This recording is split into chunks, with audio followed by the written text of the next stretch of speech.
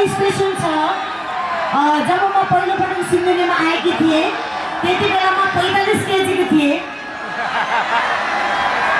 अहिले चाहिँ ठ्याक्कै यो वर्ष आउँदाखेरि 75 सम्म पुगेँ होइन।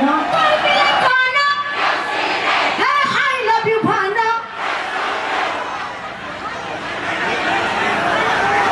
के भन्ने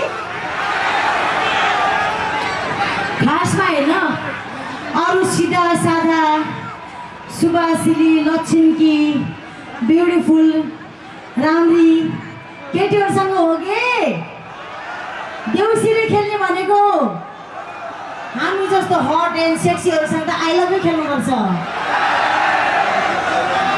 आई लभ यु खेल्नुपर्ने एउटा सोलिड कारण भन्छु ल।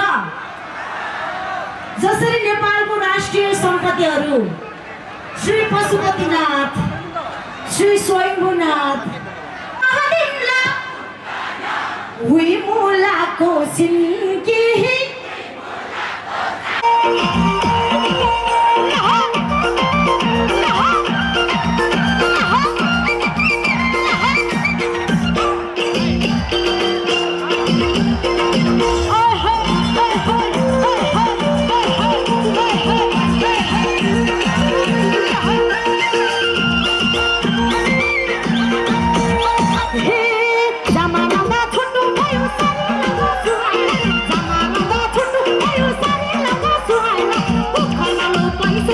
Thank you.